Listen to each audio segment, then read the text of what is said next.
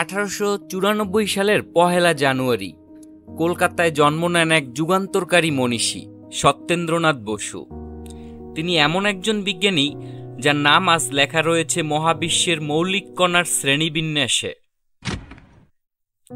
ছোটবেলা থেকেই অসাধারণ মেধাবী ছিলেন। হেয়ার স্কুল থেকে পড়াশোনা শেষে তিনি ভর্তি হন কলকাতা প্রেসিডেন্সি কলেজে গণিত ও পদার্থবিদ্যায়।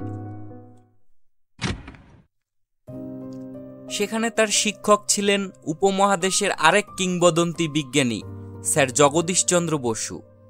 এই গুরু শিষ্য সম্পর্ক শুধু শিক্ষাবিদ্যার নয়, ছিল এক ঐতিহাসিক বৈজ্ঞানিক উত্তরাধিকারের সেতুবন্ধন। 1916 সালে সত্যেন্দ্রনাথ শিক্ষকতা শুরু করেন কলকাতা বিশ্ববিদ্যালয়ে। এরপর 1921 সালে তিনি যোগ দেন ঢাকা বিশ্ববিদ্যালয়ে। সেখানে 24 বছর অধ্যাপনার পাশাপাশি করেন বিশ্ববিখ্যাত গবেষণাও। 1924 সালে তিনি লিখলেন একটি গবেষণাপত্র, যেখানে প্রোটনের পরিসংখ্যান নিয়ে বিশ্লেষণ ছিল। এই পত্র তিনি পাঠান বিশ্বের অন্যতম শ্রেষ্ঠ বিজ্ঞানী আলবার্ট আইনস্টাইনের কাছে। আইনস্টাইন এতটাই মুগ্ধ হন, তিনি নিজেই গবেষণাটি জার্মান ভাষায় অনুবাদ করে একটি নামি দামি জার্নালে প্রকাশ করেন। এই তত্ত্ব পরিচিত হয় বোস আইনস্টাইন পরিসংখ্যান নামে। এখান থেকেই উঠে আসে এক নতুন ধরনের কণার নাম বোসন।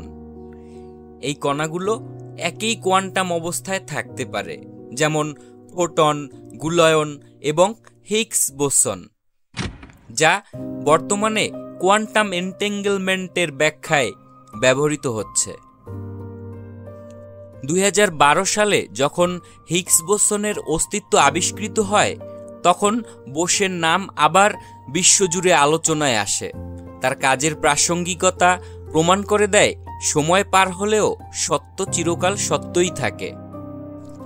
তার অসামান্য অবদানের স্বীকৃতিস্বরূপ ভারত সরকার তাকে পদ্মভূষণ সম্মাননা প্রদান করে। 1945 সালে তিনি ফিরে আসেন কলকাতা বিশ্ববিদ্যালয়ে এবং 1959 সাল পর্যন্ত সেখানে পদার্থবিদ্যার অধ্যাপক ও বিভাগীয় প্রধান হিসেবে কাজ করেন। আজকের আধুনিক কোয়ান্টাম থিওরি বোস ছাড়া যেন অসম্পূর্ণ।